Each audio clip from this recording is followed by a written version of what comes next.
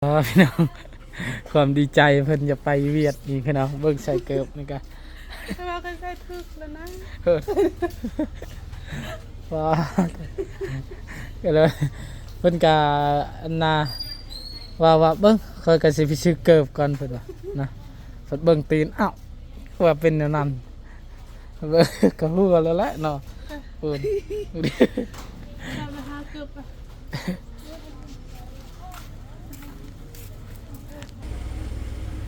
เฮ็ดให้หัวก็ฮู้แล้วว่าใส่เกิบแนวละกิ่งแล้วบัดนี้กิ่งหนึงแนวหนึงกิ่งหนึงแนวหนึงพูดเบิ่งหนึ่งแนวหนึ่งเบิ่งหนึ่งไม่ได้เข้าตลาดดูมาหู้ซ้ำได้เนาะบ่ดังม่วนบ่ม่วนได้ทำความรู้สึกของเมียกันนะม่วนบ่ม่วนแล้วครั้งแรกแล้วเนาะที่ได้อันน่ะมาพี่น้องเนาะใกล้เติบแต่บ้านโดยแต่ผลก็โอ้เท่าใดหลักประมาณ30ปลายหลักบ่เนาะหรือว่าปออยู่พุ่นยังเป็นบ้านเนาะโดยแม่นแหละมีบ้านอันนี้มีบ้านแคมเซเนาะนำบ่ได้ท่วมบ่เนาะโดยอ๋อเนาะคือนำเนี่ยเป็นแบบนี้เนาะงาม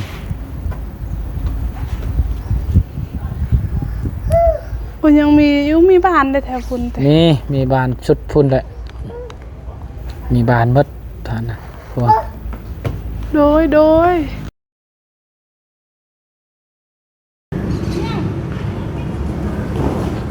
พี่น้องเนาะเปิดคลิปเปิดภาพอีกมื้อนี้ก็มาพอกันอยู่เวียดนามพี่น้องเนาะพาเมียเนาะกับลูกไปเพิ่นก็อยากไปเลาะเบิ่งอยู่เวียดเนาะพี่น้องก็สิ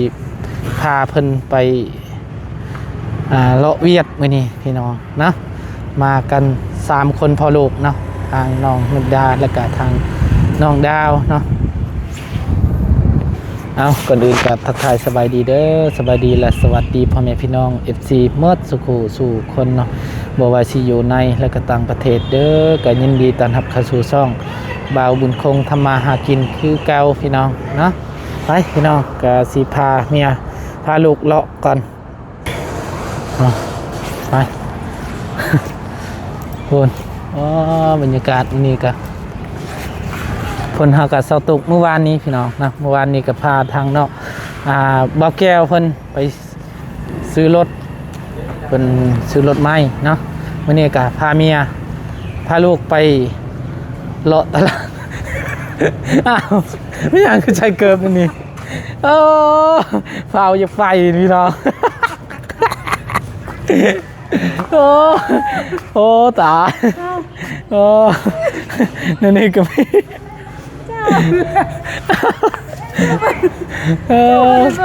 เอาไม่ชิวหูว้าวไม่ชิวหูเจ้าโอ้ใส่เกินไปดิธรรมดาอีกอายบอกไปซื้อเกินใหม่อีกไปใช้ได้จ้ะเป็นกอายก็เลยพาเพิ่นไปซื้อเกิบก่อนนะพาเลาะตลาดก่อนไปซื้อเกิบแล้วก็สิไปพุ่นแหละชมวิวอยู่พุ่นแหละพี่น้องไปอยู่เกสันพาเพิ่นไปเล่นก่อนเพราะว่าเพิ่นก็ไม่ได้เคยไปจักเทื่อตั้งแต่อยู่นำบ่าวบุญคงไม่ได้มาจักเทื่อพี่น้องก็เลยเพิ่นมื้อนี้ก็ว่างก็เลยพาลูกเนาะเดี๋ยวสบายดีปะลุงกับลูกนมมือเจ็บตาแล้วสบายดีโอเจ็บตาตาเล็บเคยได้บรรลุไหมตาแดงล่ะโลคันบ่นั่งนี่ใหม่นี่นี่สบายดีปะลุงก่อนโดยสบายดีไปเลาะไปพุ่นละอย่างก็คือใส่เกือบเป็นสัญญาณแม่แล้วเนาะคอยซื้อผ่านปากเขาหัวแม่เขาหัวคอยบ่ให้จูเฮาก็บ่ฮู้คือกันแล้ววะเนาะจะใส่กันโฟกาเขาไป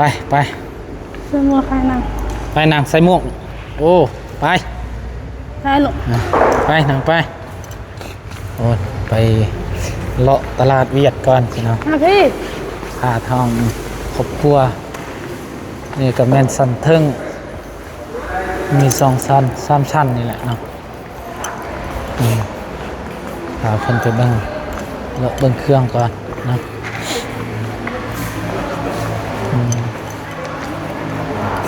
นี่โดนบินเห็น โอ้ตุ๊กตา ครบ ครับ เนาะ โอ้งามมาเลยต้องแซนตาย ไม่ใช่ได้ไป ตาเนาะลูกเนาะมีแซนตาย ไป โอ้แพง เลาะ เนาะ ไปคนแล้วเนาะ thì có đang để chơi là Chơi là mua đá, là mua nhiều đá. này mừng là logo người nhỏ ก็กันไหน quay ก็ถามเพิ่นโตคาดตั้งกอเป็นว่าบุ้ง ได้ลูก ไปอุ้มมันก็ได้ เดี๋ยวอมปั๊บ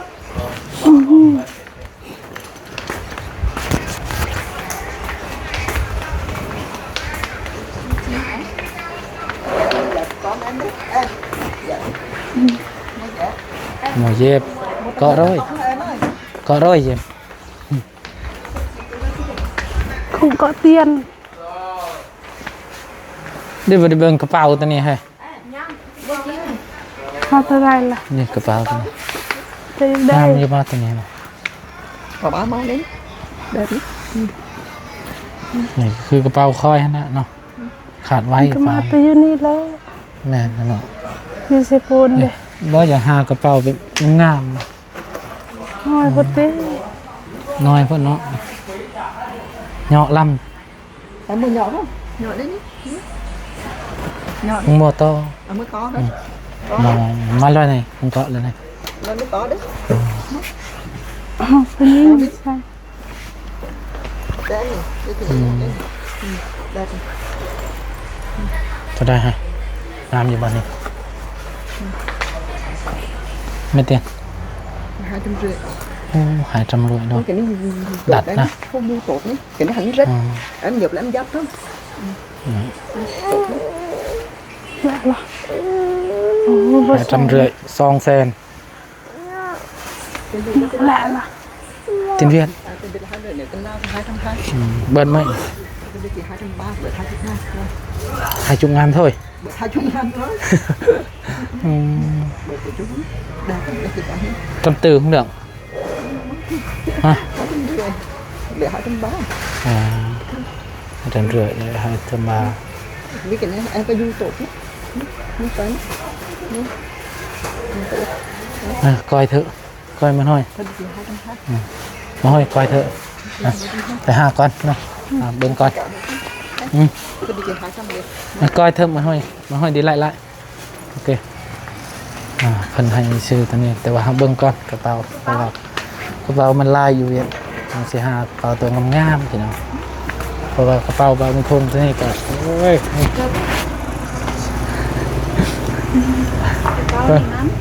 นี่กระเป๋าคอยเห็นบ่นี่จะเบิ่ง เบิ่งกระเป๋าใครนี่เห็นบ่ ตัว Chưa chưa? เชื่อ Đi เชื่ đi อ ơi, ngắm đi. งามบ่ Chụp đi đi không rách đây. มันก็ Chụp luôn, không rách luôn. เกินไหน Cái ไหม đi lần rách, cái đi không rách. เกินไหนไหมบ้านไหม Cái đi kìa, อืม cái đi 201 này. หาจำโมดด้วยดัดล Bên lắm, không hư, khóa đây đi. Không hư. Có số để không hư. Có Giá khóa đi là luôn. không hư. Không hư luôn. Cái đi là máu hư. Giá hư, cái đi không hư.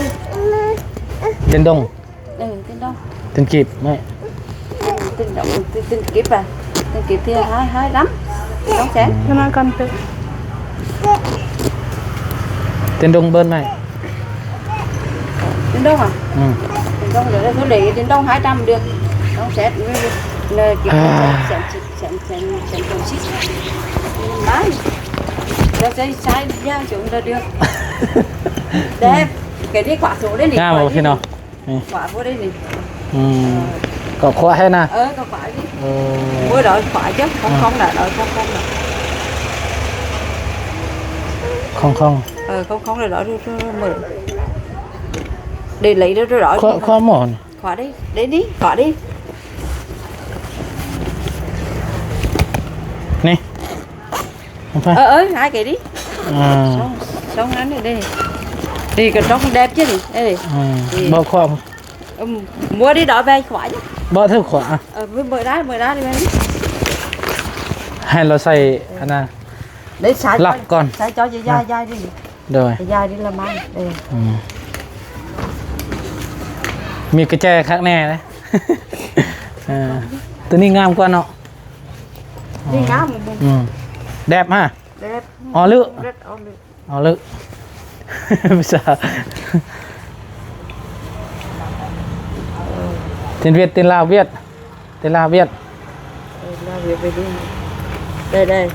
อ๋อ đây nhá อ๋อเบาะขวา qua đi เออเบียด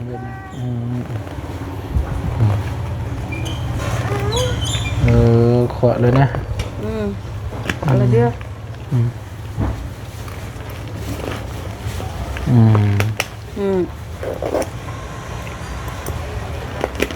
ฮัลโหล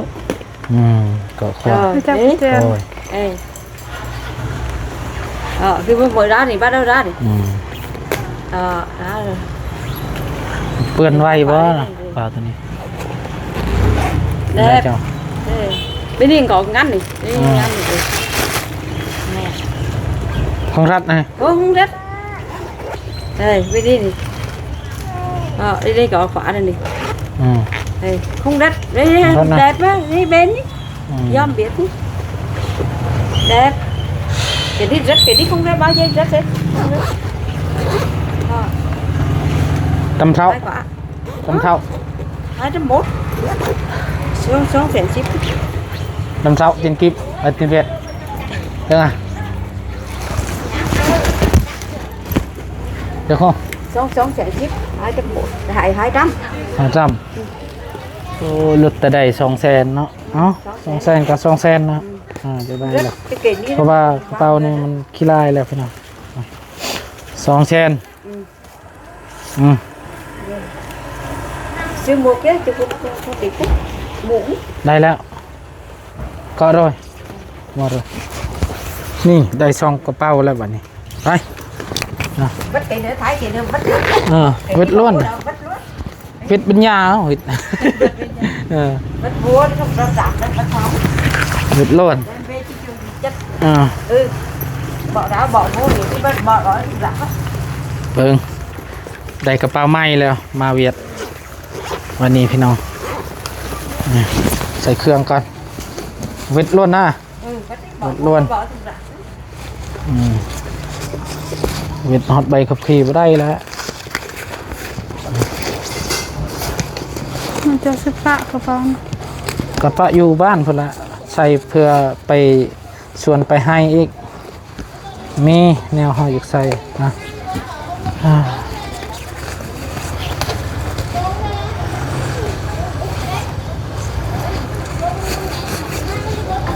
Mua không mua cái đấy.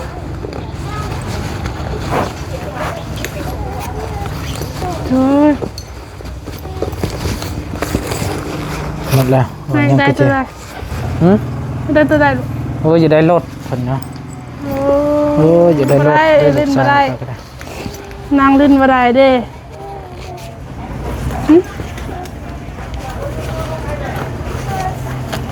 เอ้ายังมีอยู่เงินเวียดอยู่นี่โอ้ย ว้าว Hả? Mua cho hả? ให้มันย่างป้าเฮ้ย โอ้โอ้โอ้ ป้า Giờ ลูก đấy, giờ đấy, giờ đấy. ป้าลูก ป้าลูกป้าลูก ป้า ให้มันไป มาแม่เฮ็ดให้นั่นเด้อเอา มันหัวเลย เ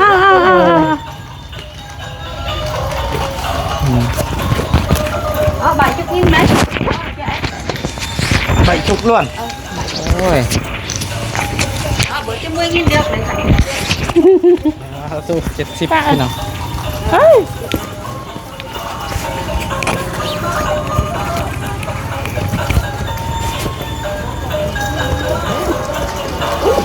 nó tắt tắt được cái gì ê อืมเอ้าปล่อยมันลูกปล่อยมันป้าให้มันแลนป้า lấy hết chưa เฮ้ยrồi hết đấy bỏ đó đó bắt chứ อ่า bỏ đó đó bắt cho lấy cho hết à đâu ơi nó lùi lại lên bên trong là hết à อืมไปไปเอาพี่น้องเนาะ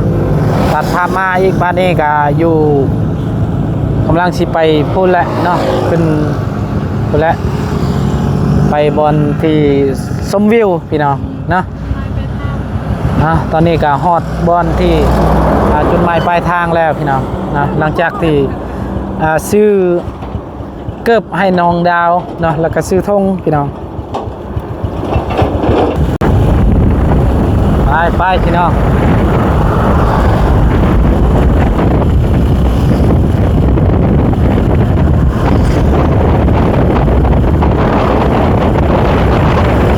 นี่ก็ชมวิว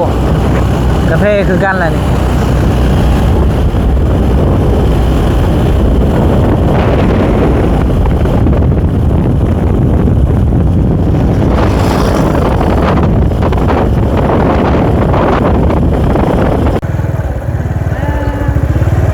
ไฟแดงแล้วครับไฟแดงแล้วนะทุกพี่น้องไฟแดงแล้ว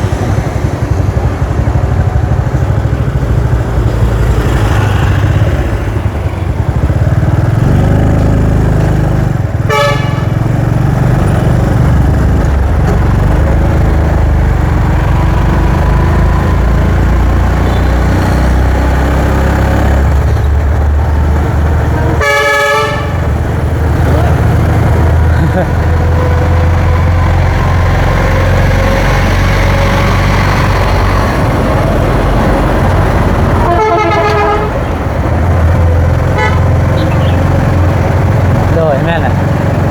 ไล่ได้อยู่เวียนนะรถไล่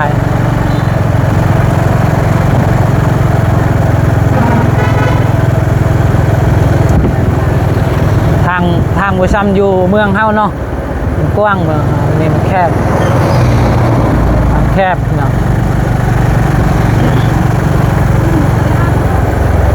ไม่ใช่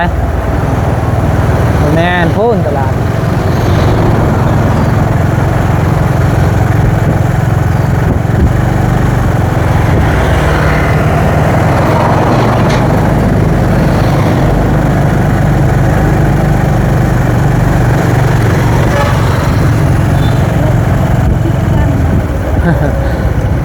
นี่ตลาดรถนี่ตลาดเบียดนี่ดูนี่ตลาดแกสเซน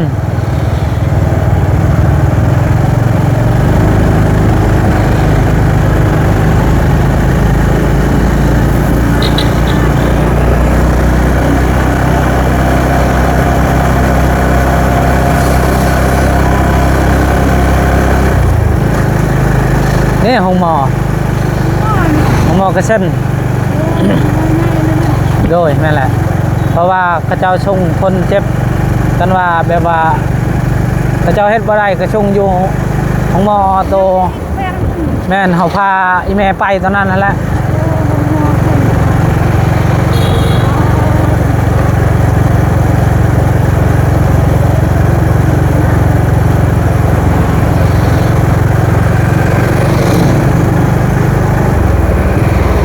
แต่ว่านี่ทางน้องดาวเพิ่นกาสิพาบ่าวบุญคงไป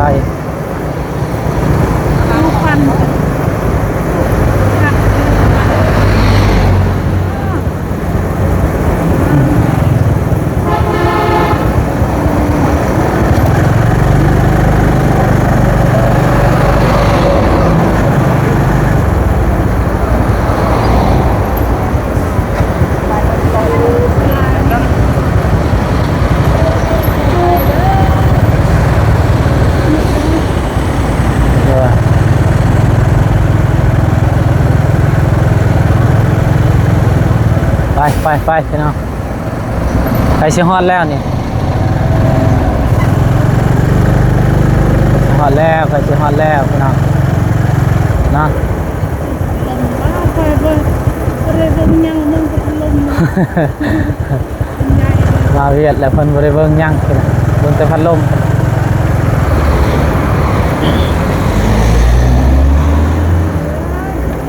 ลมยักษ์เลย พูนเห็นปะชอดฮอดเมืองดัดจึงแล้วก็เซกองพัดลมโดยมี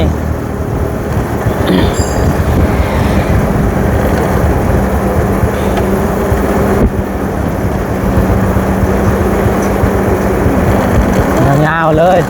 เนาะพี่น้องทางนี้แหละไปนะโต พาพายแม่ไปนะทางนี้แหละเดี๋ยว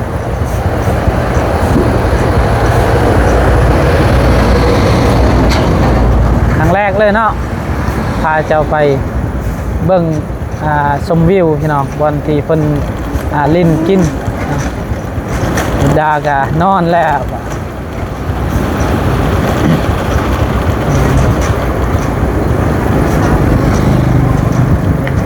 งามไม่เลยรถนะรถไฟฟ้า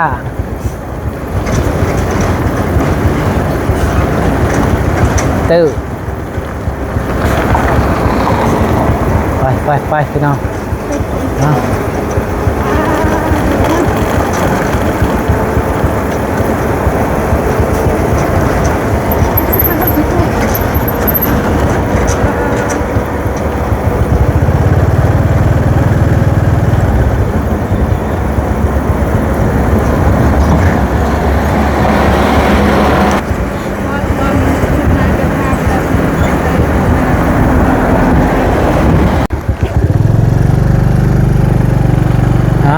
ตัดภาพอีกบัดนี้พี่น้องก็ฮอดเป็นที่เรียบร้อยแล้วพี่น้องนะนี่ฮอดแล้วฮอดที่บอนที่ชมวิวแล้วพี่น้องนะไปมาไปอันนี้พี่น้องก็ฮอดแล้วบอนที่ชมวิวก็กินกาแฟอีหยังนี่แหละเนาะไปเบิ่งปลากันบ่ ใช่ปะ อันนี้นะอันนี้ปลาโอ้เครียดแน่เด้นะ ไปเบิ่งตัวปลาลูก ไปเบิ่งตัวปลาก่อนนะ ไม่ได้เก็บเงินมาค่ะ บ่เก็บเนี่ย อย่างโอ้ย ปลาใหญ่ โอ้ยอย่างโอ้ยปลา โธ่ใหญ่แห้งเลยเนาะนี่ปลาพี่น้อง โอ้ยดูนั่น คัก โอ้ นะนี่โอ้ตัวนั้นแห้งใหญ่เนาะจ้าพุ่นตัวสีเหลืองหั่น ได้ แห้ง หลัง ใหญ่ มันไป เพิ่น ดูได้ ใช่นาง ปลาโถ พูนปอ เห็นว่าลูกตัว ใช่ ป หัว ลา อาหารเด้สิเกลือเพิ่น แหละปลาเหรอ เถอะ เดี๋ยวโอ้ยมันมีอาหารให้มันเนาะ อู้ใหญ่เลยตัวนี้เนาะนี่ตัวสีเหลืองนี่แห้งให เบิ่ง ญ่ ในนางบักใหญ่เต้ อืม เฮ้ย พี่น้อง มันจะกินอาหารเด้อลูกเขาไม่ได้ซื้ออาหารเนาะ โอ้งามเนาะเนดางามบ่ลูก แล้วไปยิ งาม ง ปะ มันหันไปลูกไป งามบ่ ยืนนี่อ่ะ ไปเถอะ นี่ยืนนี่บ้างยืนอ่ะโอ้ยงามแท้ โอ้ งามแท้ ป่าเถ โอ้ อะ บ่มีสัญญาณหน่อยอย่างนี้ บ่มีแล้วเนดางามบ่ลูกงาม งาม โอ้ สวัสดีปลาลุงนะลูกสวัสดีปลาลุงนะ สวัสดีนกมือโดยสวัสดีปลาลุงฮอตเวียดแล้วป่ะฮอตเวียดแล้วเด้อเลยเนดาฮอตเวียดแล้วเด้อนี่ป้างามมาเลยป่าใหญ่แฮงก็คันลูกสาวหรือว่าไวเนาะไปนี่เพราะ ใส่เพิ่นไปแล้วได้เธอนึง ไปละ แม่นเห็นเพิ่นถ่ายรูปอยู่เธอนี่ เด้อเฮาก็บ่เคยไปสักเทื่อเห็นอยู่แต่บ่เคยไป ตัวปลานังเอ้ย นะ หาพี่บังตัวปลาไหมฮะนางยังนั่งตังบ่ ไปพุ่นแหละเนาะไป เบิ่งชมวิวก่อน นั่งหั่นนะ นั่งอยู่นี่บ่ลงเอานั่งเอานั่ง นั่งเบิ่งป้าข้างแหน่เด้อ นั่งเบิ่งปลาข้างแน่ได้หนุนนาพี่น้องเนาะใช่นั่ง โอ้จะ ไป โอ้บ๊ายบายเลยมัน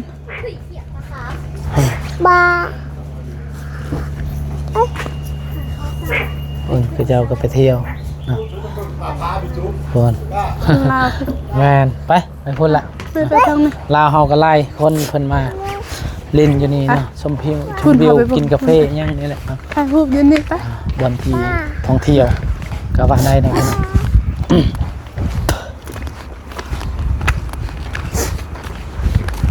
ว้างามนะเลย งามปะ ว้าว โถ่ โอ้งามมาเลยว้าว ว้าหนุดากะ ให้ถ่ายรูปอยู่นี่กันนะ คักเนาะนี่ ถ่าย พี่น้องว้าตัว นั่งโอ้ย งามเนาะคน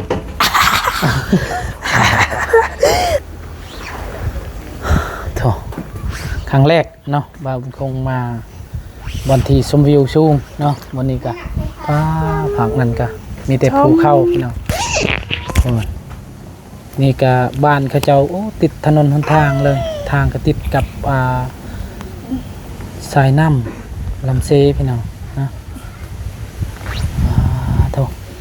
พี่น้องเนาะนี่วันที่เขาเจ้าถ่ายรูปแต่ละเทือเนาะนี่แหละเนาะ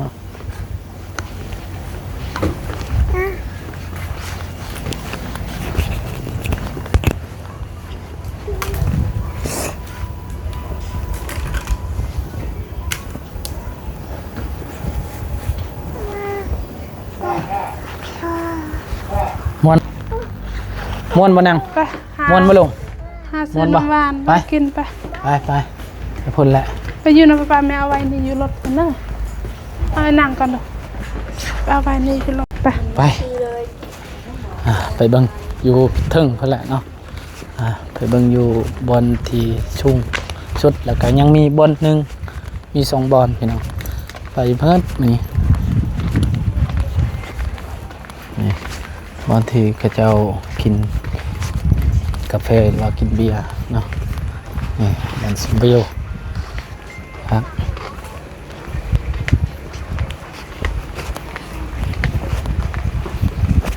จุ๊บยังไงได้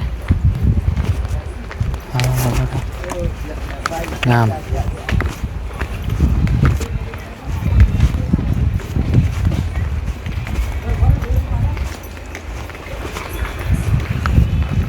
ก็มีแก้วมี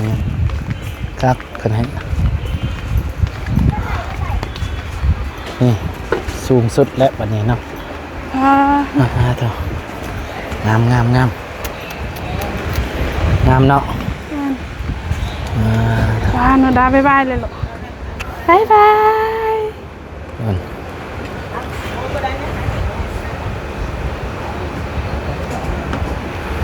เจอตัวสร้างนะเอ้ยนี่เขาอาบน้ำไป วันเจ้าอาบน้ำเนาะคุณ เฮ้ยอาบน้ำแต่อาบปะ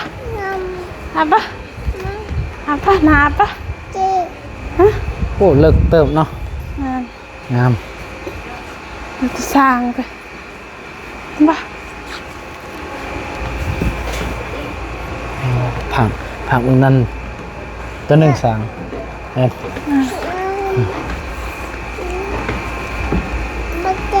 โอ้ครับลี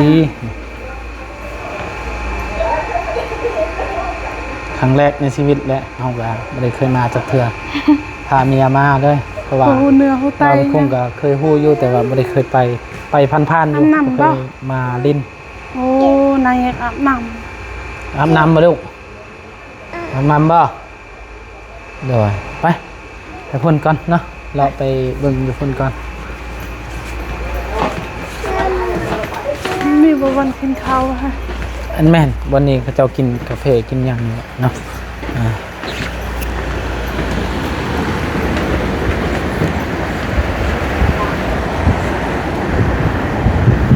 ครับเลยสูงเป็นด้วยภูเขาเนาะ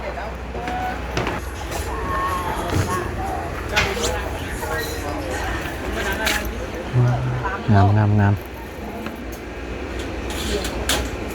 เดี๋ยว สุดยอดงาม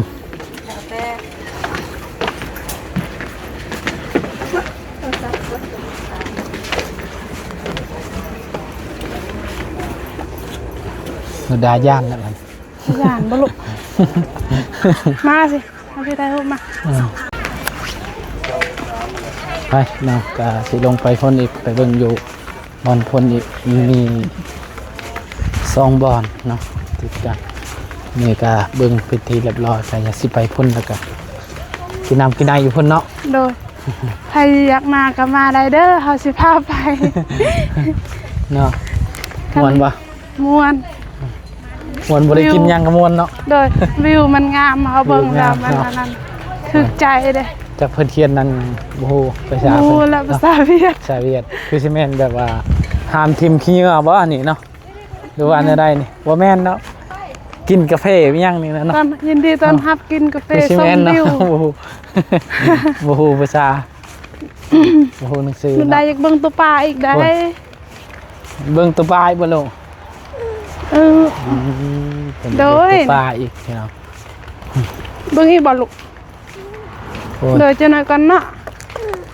จะหน่อยก่อนนะหาเบิ่งตัวโดย อืมถ่าย กิน สบายดี ข้าว เด้อพี่น้องเนาะตอนนี้ก็ฮอดบาร์เวียดนาม ฮอดบ้าน พาเมียไปเที่ยวก่อนจากมื้อหนึงเนาะเพิ่นว่าอยากไปเบิ่งบรรยากาศอยู่เวียดบ่เคยเปิดหูเปิดตามาอยู่เวียดจักเทื่อเนาะ ไปเล่นซื่อๆบ่ได้กินบ่ได้หยัง โดยเนาะอ่า ไปเบิ่งซื่อ เพิ่น ๆ ว่า เบิ่งเขาบ่ได้เก็บเงินดอก บ่เก็บเงินยังเข้าไปเบิ่งซื่อๆเนาะไปเบิ่งอยู่ลงก่อนก็ได้ได้เข้าอยู่ลงก่อน โอ้รถตาย โอ้พี่น้อง ติดนัดดาก็ได้เบิ่งแล้วนัดดาเนาะเจ้ารู้จักอยู่บ่โอ้ ไปเบิ่งบอลนี้อีกเนาะแซ่บป่ะย่า แบบ อ่า คอยบูมสักบูจักดีเลยภาษา เพิ่นว่างามมาเลยอยู่นี่เนาะ คำหนึ่งก็บ่เป็นนะ แดบลำงามลายนะ เออนะ โธ่โอ้อยู่นี่บ่ลายปานใดเนาะ นั่น เด้อ เอาหนูได้ย่านค่ะ ดาย่านอยู่นี่เนาะ ไปลูกปะ พ่น เลยบงแหวน อ๋อ โอ้งามเด้อนะฮัลโหลฮัลโหลฮัลโหล นี่โธ่ เต้นเลยนะ เอาเนาะพี่น้องก็สำหรับคลิปนี้บ่าวสิขอจบคลิปปิดคลิปไว้เพียงส่ำนี้ก่อนพ่อแม่พี่น้อง FG หมดทุกคนที่ติดตามเนาะและรับชมเนาะขอบคุณฝากคลิปนี้ไปแล้วเด้อสบายดี ก่อน